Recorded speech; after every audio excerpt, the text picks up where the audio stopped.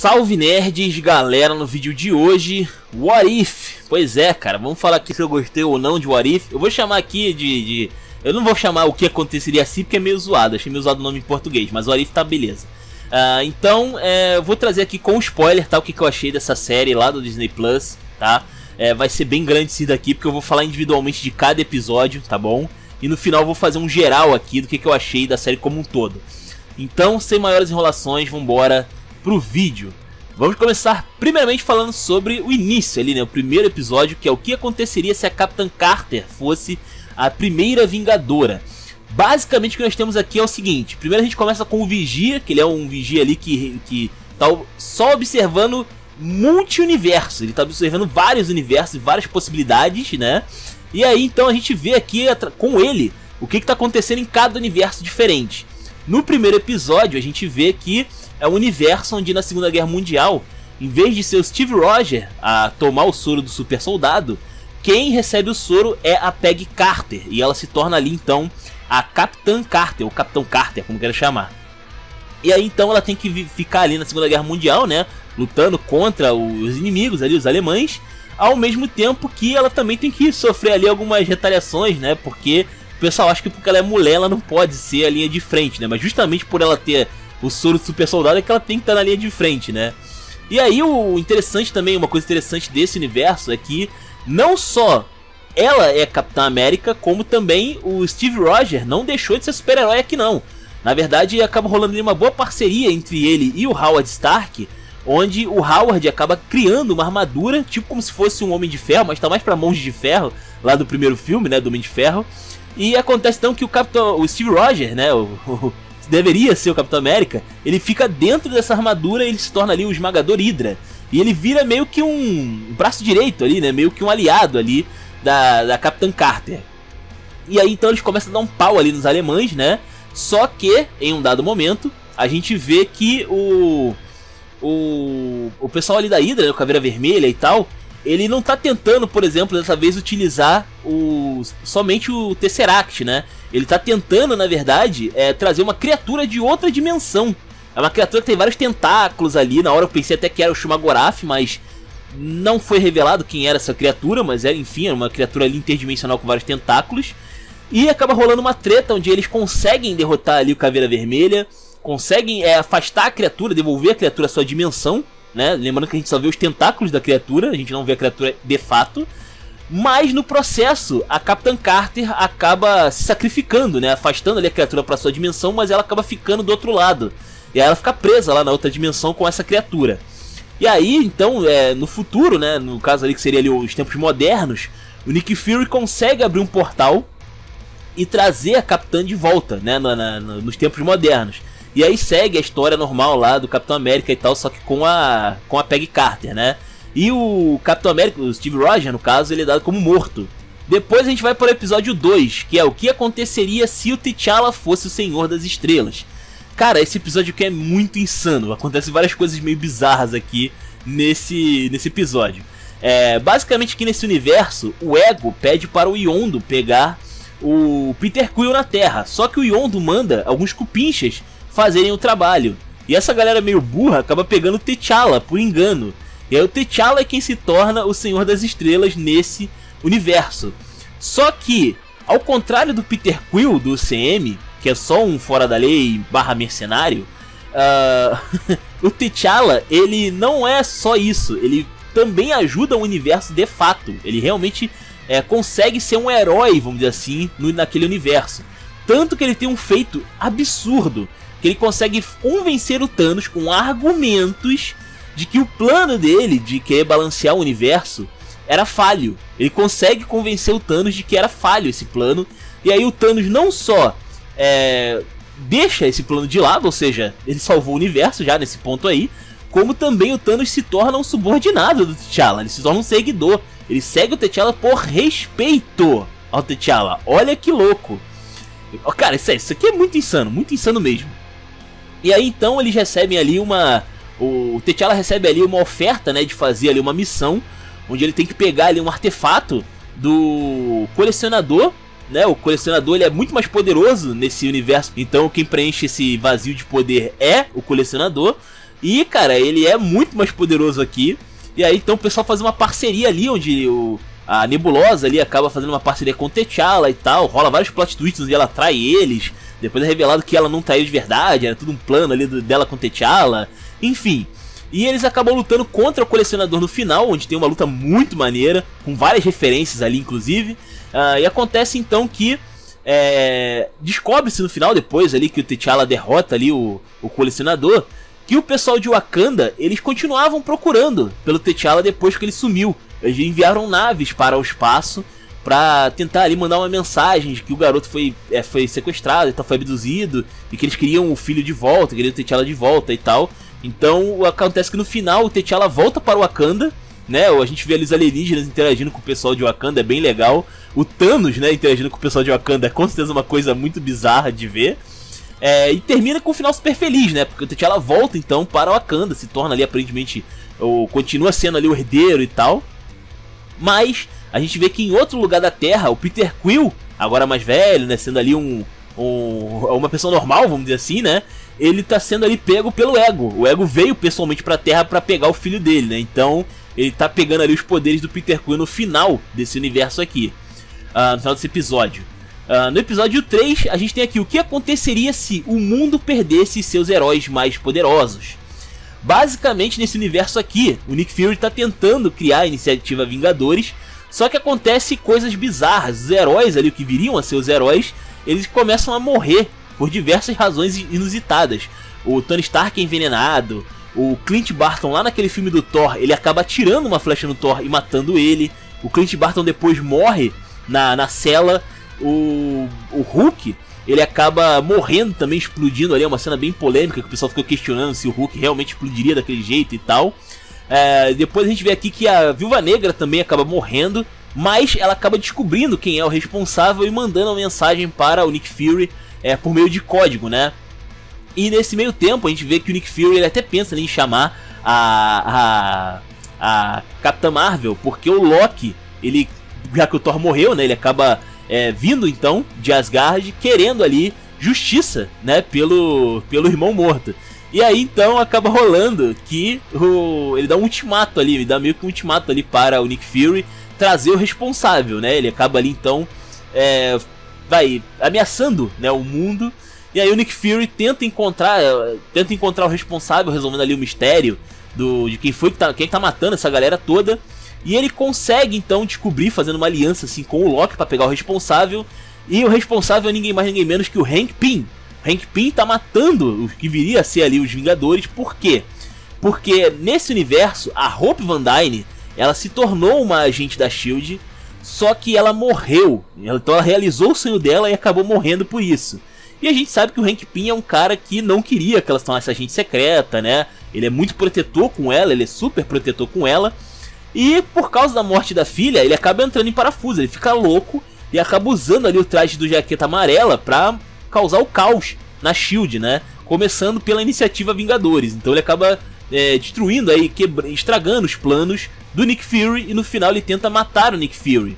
Só que aí o Nick Fury no final não é ele, é o Loki. Ele acaba pegando ali o cara errado, né? O Loki então dá um pau nele, afinal ele é um deus, né? E ele acaba então levando aí sob custódia o Hank Pym para Asgard. Mas o Loki acaba aproveitando que ele está na Terra para dominar o mundo. Pois é, ele acaba aproveitando a estadia dele na Terra para dominar o planeta.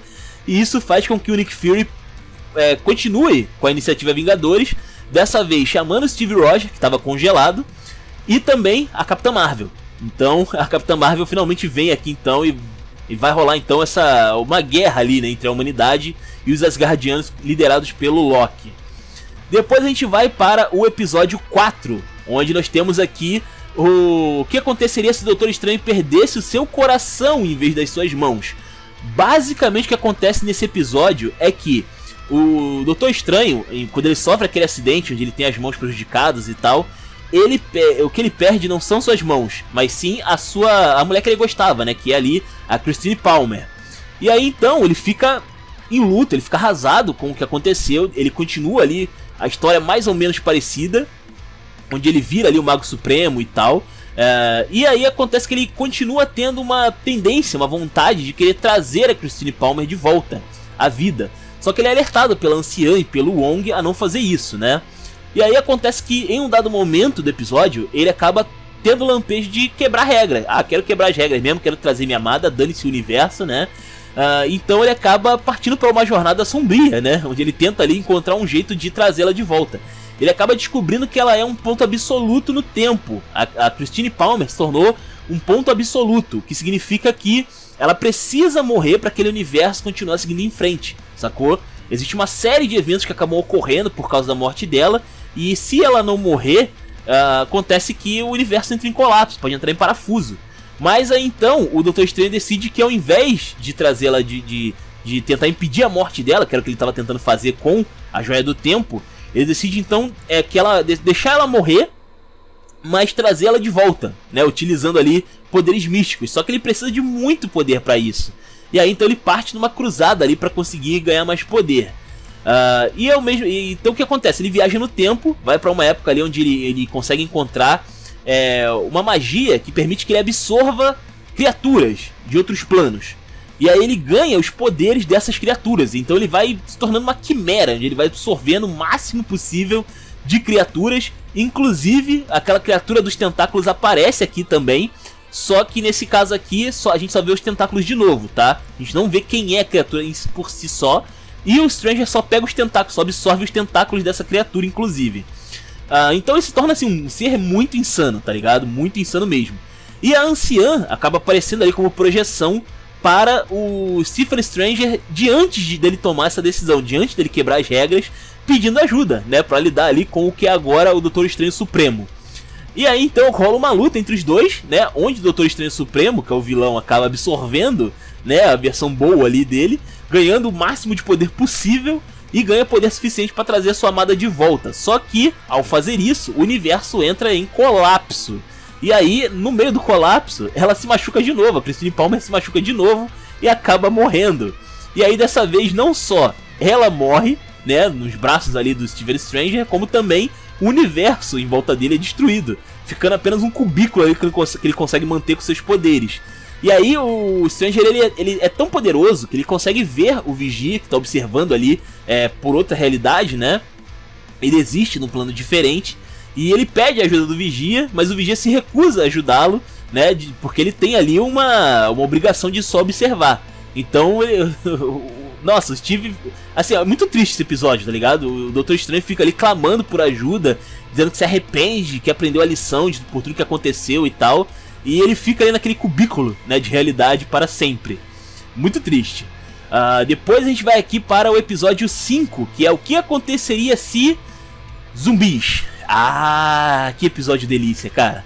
Basicamente nesse episódio aqui, o Hank Pym ele vai até o Reino Quântico para buscar a Janet Van Dyne, assim como ocorreu lá no UCM também. Só que aqui a Janet ela foi contaminada por um vírus quântico zumbi. Olha que louco. E esse vírus, ele transforma a pessoa em zumbi, a pessoa fica ali com aquelas tendências de zumbi clássico de cinema que a gente conhece, mas os zumbis continuam com o raciocínio e com os poderes, com as capacidades da pessoa zumbificada. E aí o que acontece? Eles voltam então do reino quântico, só que eles acabam atacando as pessoas ali, causando um apocalipse zumbi quântico. Olha que louco, né? E aí a gente vê aqui durante o episódio alguns sobreviventes, como o Bruce Banner, que veio da Terra depois que o Thanos, né, causou aquela destruição toda lá dos Asgardianos e tal. A gente vê a Hope Van Dyne, ela conseguiu sobreviver, o Peter Parker, o Buck Barnes, a Okoye, a Sharon Carter, né, vários caras ali, até o Rap também tá vivo, enfim. E eles tentam então sobreviver ao apocalipse zumbi enquanto tentam descobrir uma cura. E aí alguns deles vão morrendo, né, no processo, até um momento que eles conseguem ali descobrir uma mensagem, uma espécie de sinal, que quem tá transmitindo é o Visão. E aí a gente vê que o Visão ele tá ali com o Scott Lang, com a cabeça na verdade do Scott Lang, e aparentemente ele descobre aí que tem uma maneira de trazer as pessoas de volta à vida, né? Só que, por debaixo dos panos, olha só que louco, ele tava na verdade atraindo as pessoas para aquela região para poder dar de comer para a Wanda zumbi. Sim, nós temos uma feiticeira escarlate zumbi nesse universo. E o T'Challa, inclusive, estava sendo utilizado ali como comida, né? Ele perdeu uma perna ali, o Visão arrancou uma perna do cara para poder dar de comer pra Wanda. Olha que louco, né? Enfim, depois acaba rolando muita loucura, onde geral ali é morto. O Hulk acaba se sacrificando ali, o Bruce Banner consegue fazer o Hulk sair pra poder lutar contra a feiticeira Escarlate, zumbi. E quem consegue fugir ali, né, é o Peter Parker, o T'Challa e o que sobrou do Scott Lang. Eles conseguem ali descobrir que eles podem utilizar a Joia da Mente, que o Visão acaba se destruindo, inclusive se arrepende ali do que ele fez. Ele acaba se destruindo para poder dar a joia para o pessoal.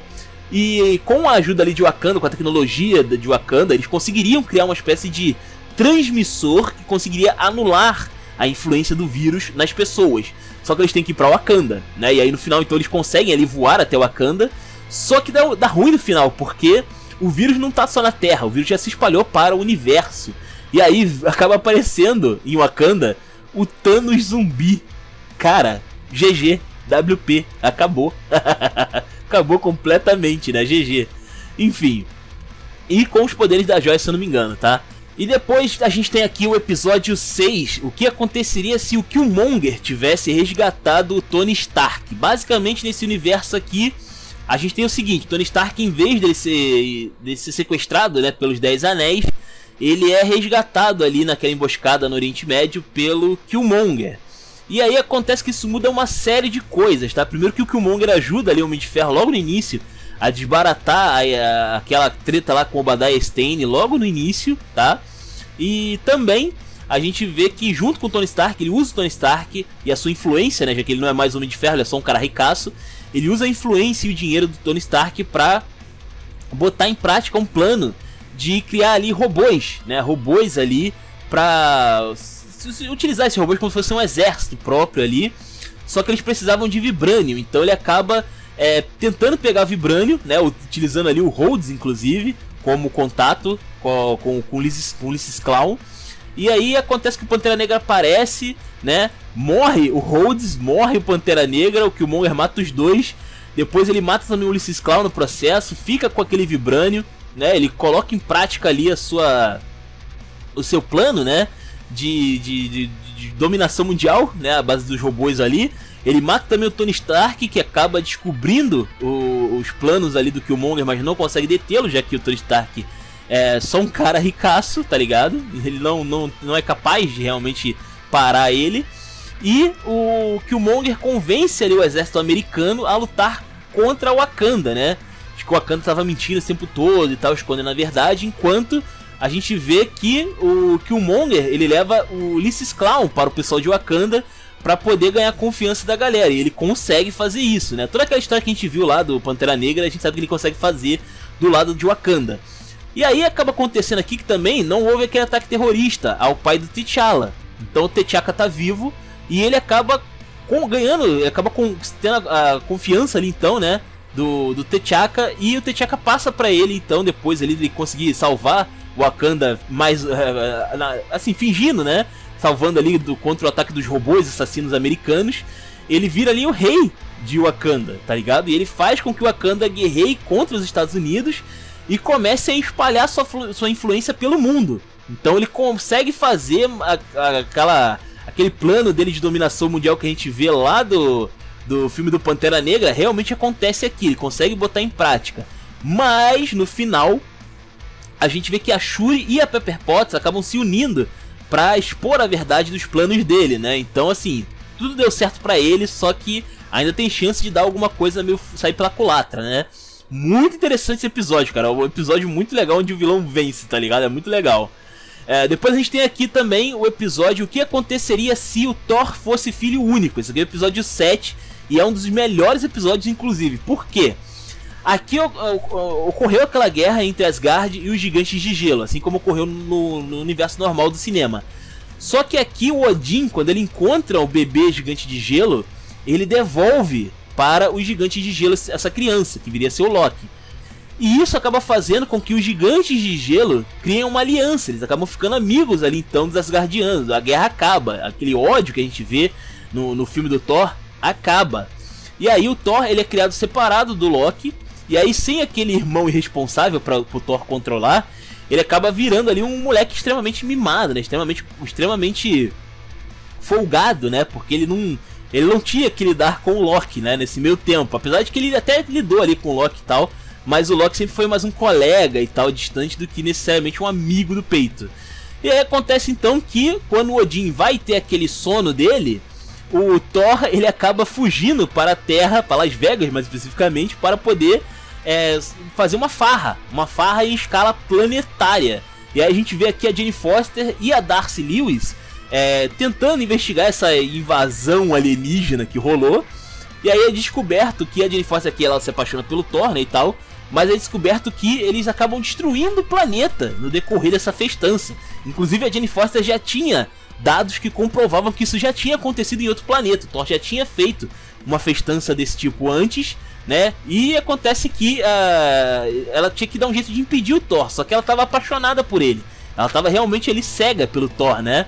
Mas a Maria Hill, que está tomando conta ali da SHIELD, porque o Nick Fury foi atropelado, inclusive, né? Durante a festança, ele é muito legal. Aliás, tem várias pessoas legais ali durante a festança, é muito legal.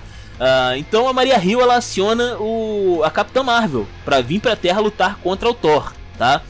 E aí a gente tem aqui, por exemplo, o Loki também aparecendo, é muito legal. Tem várias aparições legais aqui, parte dos Guardiões da Galáxia aparecem ali também, é muito interessante. Enfim, o que chama atenção aqui nesse episódio é a guerra. Rola uma guerra entre a Capitã Marvel e o Thor, um combate épico em escala planetária ali, onde a Capitã Marvel claramente tem a vantagem de bater no Thor, só que ela não pode usar o seu poder máximo, porque ela vai acabar matando pessoas inocentes no processo. A explosão seria tão grande que ela acabaria matando pessoas inocentes. Então, enquanto eles ponderam o que eles podem fazer, né, para parar ali o Thor, tentando se ela usa ou não o poder máximo dela, a gente vê que a Jane Foster toma a iniciativa e ela consegue contactar o Heimdall, que estava lá vigiando lá os portões de Asgard, e com a ajuda do Heimdall ela chega na mãe do Thor, que é a Frigga, e fazendo aí então com que ela acabe questionando o Thor. E o Thor dá um migué ali de que ele tá fazendo uma espécie de turismo educacional ou algo assim, e aí ela vem pra Terra pra pagar pra ver, e aí o Thor tem que consertar a Terra, né? Ele tem que desfazer toda a bagunça ali que eles fizeram em escala planetária. Muito, muito legal. Mesmo que meio que sai pela culatra a história no final das contas, mas ainda assim é muito divertido isso daqui. Sério, é muito legal, esse episódio foi genial. E chama a atenção também que no final o Thor ele ainda tem um romance ali com a Jane Foster, né? A Jane Foster salvou o mundo e ainda teve seu final feliz, se deu bem pra caramba.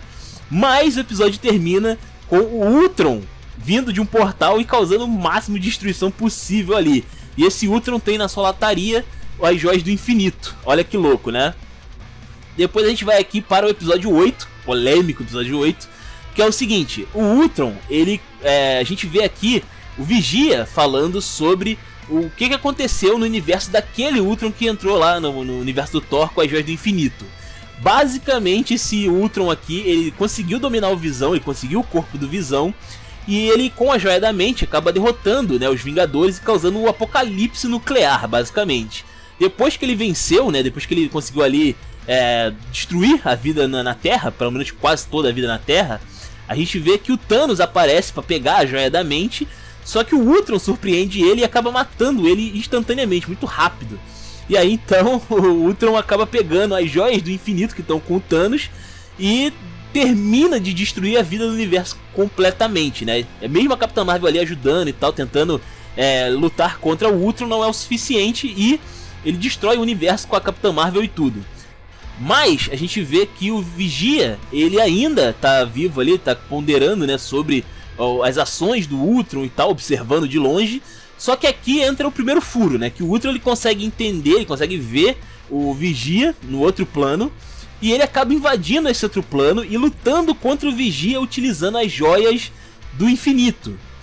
Cara, as joias do infinito não eram pra funcionar em outro universo, tá ligado? A gente viu essa parada lá na série do Loki, né, na parada da AVT e tal, mas aqui os caras meio que jogaram pro alto essa história, e o Ultron tá utilizando aí as suas joias do infinito em escala multiversal, tá ligado? Que louco! E aí tem uma luta entre ele e o Vigia é forte pra caramba, mas apesar da luta ser equilibrada, no final das contas ele é ali subjugado, né, pelo Ultron, mas ele consegue escapar, ele não morre. E aí então, tentando encontrar um jeito de derrotar o Ultron, né, esse Ultron aí com a joia do infinito, ele acaba voltando pra terra dele, pra terra ali do Ultron, onde a gente vê que a Viúva Negra tá viva e o Clint também. O Clint, ele tá ali com um braço de metal e tal, mas ele ainda tá vivo.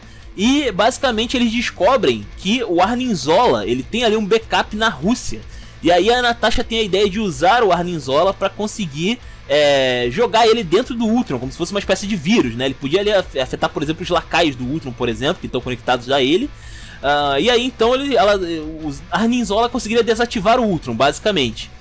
Só que tem um problema aí, porque eles até conseguem fazer isso.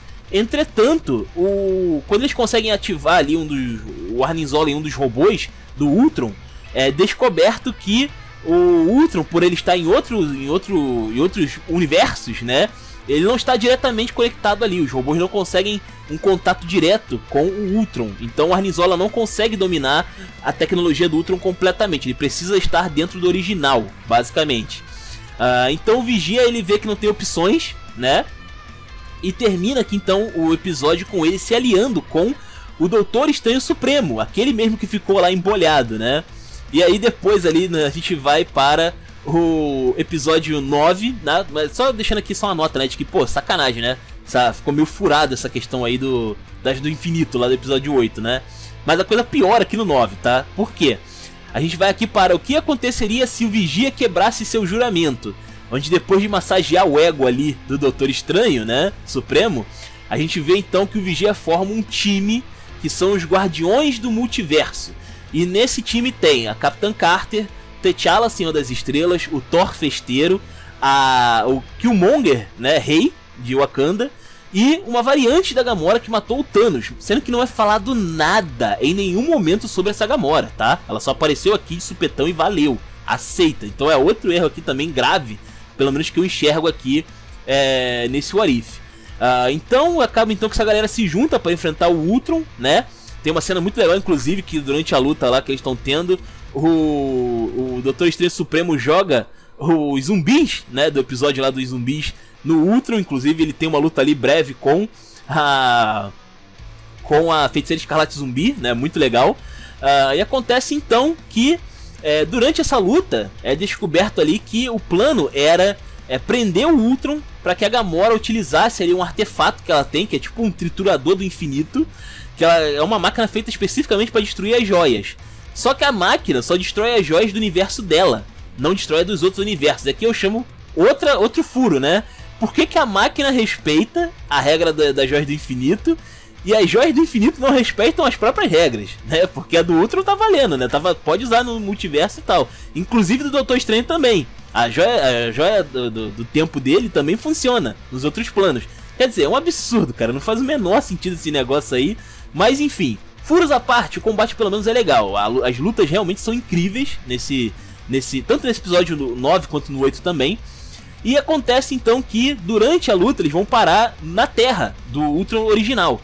E aí então a Natasha Romanoff acaba se juntando à batalha, acertando o Ultron ali com a flechada ali que tem o Arnim Zola, o que é meio estranho, porque o Arnim Zola já tinha aparecido já dentro de um robô no episódio anterior, mais um problema.